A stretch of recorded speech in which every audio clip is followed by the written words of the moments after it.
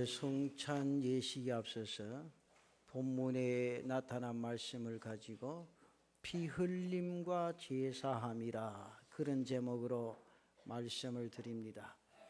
중국에서 한 남자가 물에 빠진 11명을 구출하고 자신은 숨진 사고가 발생해서 많은 사람들을 안타깝게 했습니다.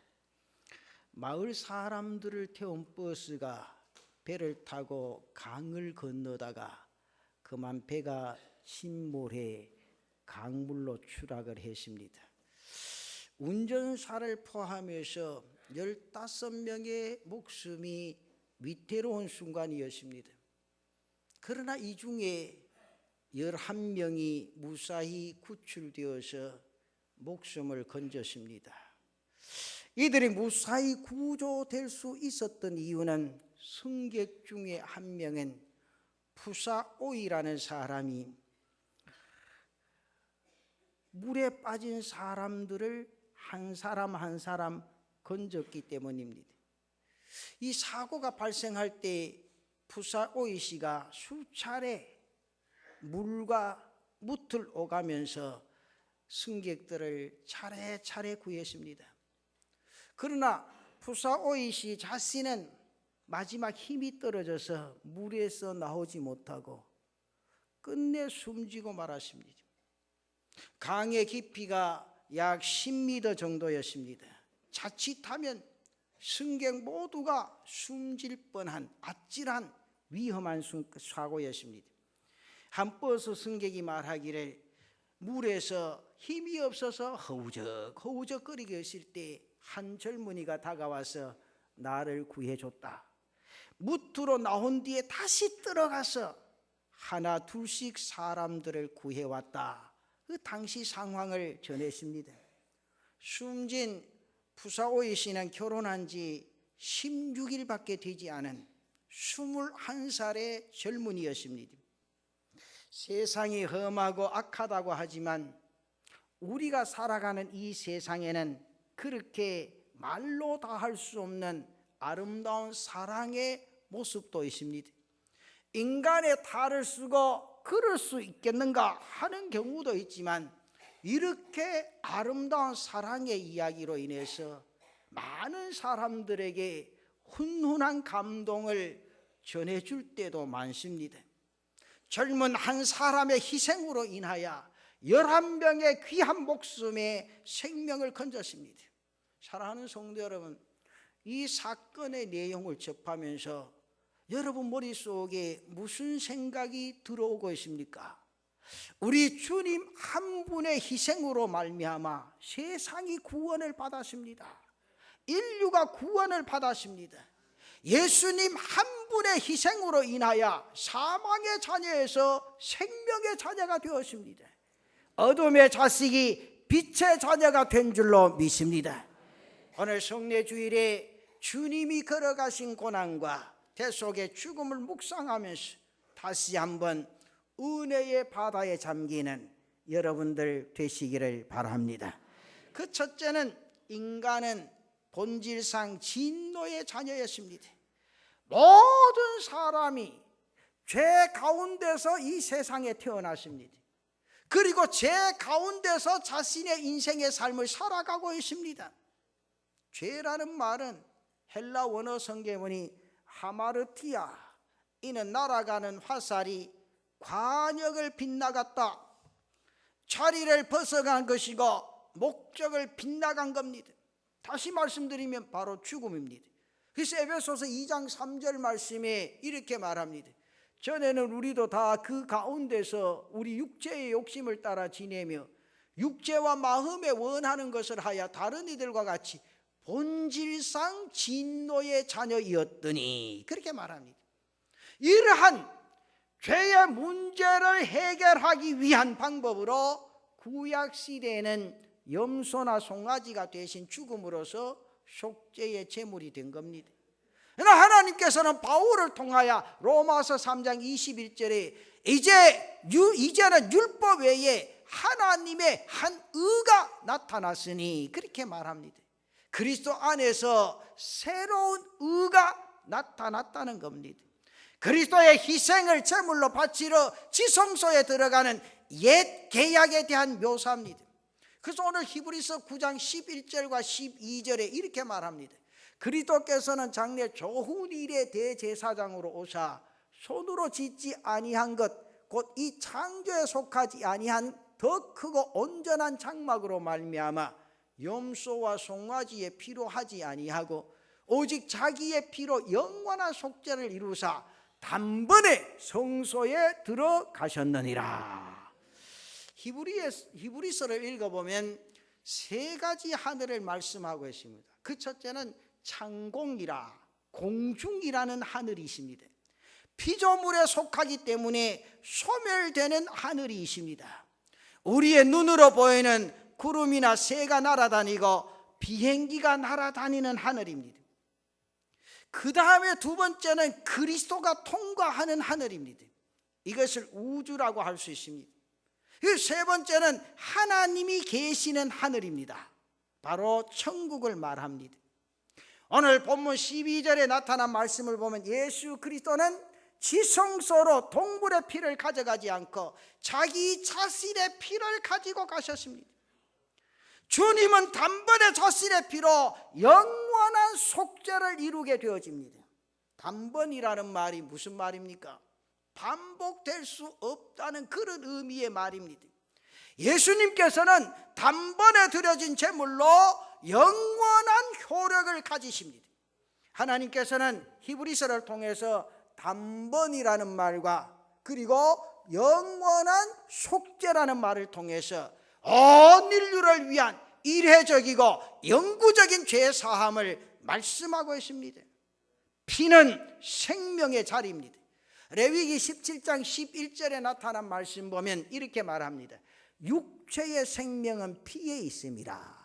내가 이 피를 너희에게 주어 제단에 뿌려 너희의 생명을 위하여 속죄하게 하였나니 생명이 피에 있으므로 피가 죄를 속하느니라. 생명이 피에 있으므로 피가 죄를 속하느니라. 사랑하는 성도 여러분, 피가 죄를 속하여 주는데 거기 누구의 피가 있느냐? 누구의 피여야 되느냐? 바로 하나님의 아들 예수 그리스도의 피라는 사실을 인식하시기를 바랍니다. 그래서 본문 14절과 15절 말씀에 보면 하물며 영원하신 성령으로 말미암아 흠없는 자기를 하나님께 드린 그리스도의 피가 어찌 너희 양심을 죽은 행실에서 깨끗하게 하고 살아계신 하나님을 섬기게 하지 못하겠느냐. 이로 말미암아 그는 새 언약의 중보자시니 이는 첫 언약 때에 범한 죄에서 속량하려고 죽으사 부르심을 입은 자로 하여금 영원한 기업의 약속을 얻게 하려 하심이라.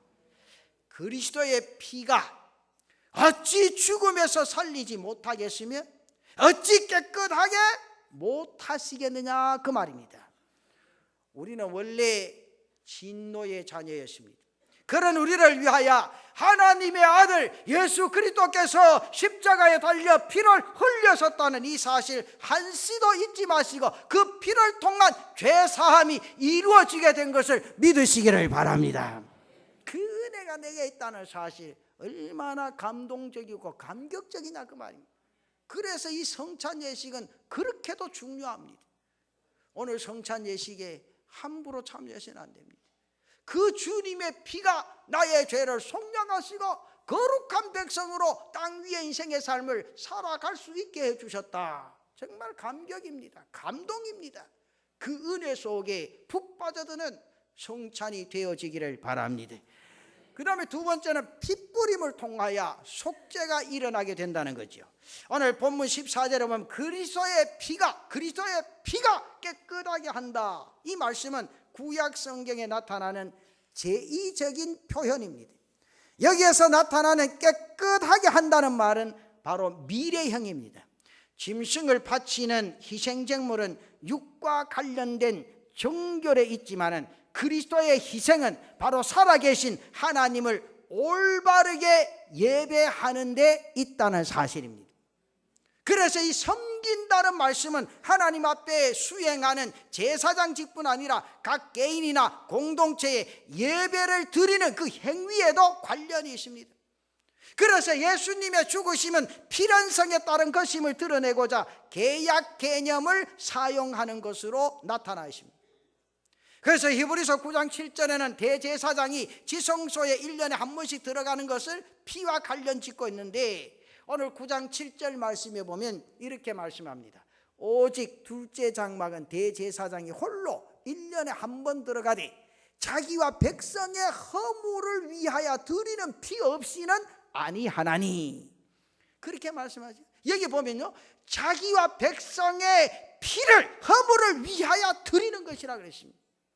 그리고는 히브리서 9장 19절에 나타난 말씀 보면, 모세가 율법대로 모든 계명을 온 백성에게 말한 후에 송아지와 염소의 피 및 물과 붉은 양털과 우슬초를 취하여 그 두루마리와 온 백성에게 뿌리며, 그렇게 말합니다. 여기에서 물이나 붉은 양털이나 우슬초를 취하여 뿌리는 행위는 구약 성경의 레위기 14장에 문둥병자를 정결하게 하는 의식에서 제사장들이 붉은 암송아지들을 희생제물로 드릴 때 행해졌는 내용입니다. 또 이 피를 뿌리는 행위는 하나님께 바친다는 봉헌의 의미를 가지고 있습니다. 그리고 피 뿌림으로 피가 뿌려진 제단이나 사람이 정화되고 거룩하게 되어짐으로 성화에 이르게 되어진다는 겁니다. 그래서 오늘 본문에 나타난 20절에 이는 하나님이 너희에게 명하신 언약의 피라, 그렇게 말씀합니다.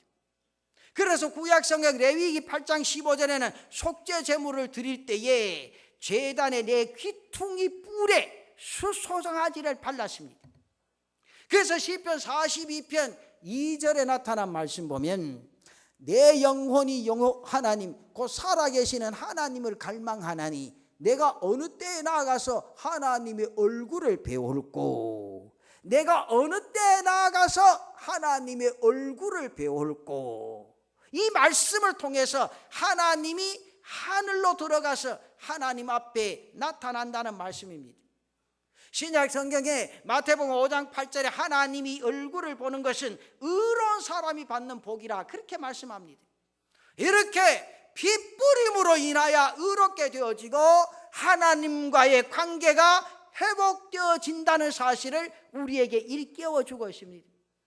그래서 자신을 바친다는 말은 그리스도의 대속적인 죽음을 나타내는 겁니다. 그래서 구약 율법에 따른 제사 행위는 반복해야 자주 드리는데 이는 불완전한 제사입니다. 그래서 히브리서에 단번에라는 말을 사용함으로써 예수님의 십자가의 죽음을 통해서 속죄와 구원의 의미를 완전하게 드러내고자 한다, 그 말입니다. 그래서 그리스도로 말미암아 이루어진 인류의 구원이 완전하고 완벽하게 나에게 이루어진 줄로 믿으시기를 바랍니다. 핏뿌림을 통한 이 속죄가 그렇게 귀하다는 거죠. 이 은혜 속에 내 인생의 삶이 살아가고 있다.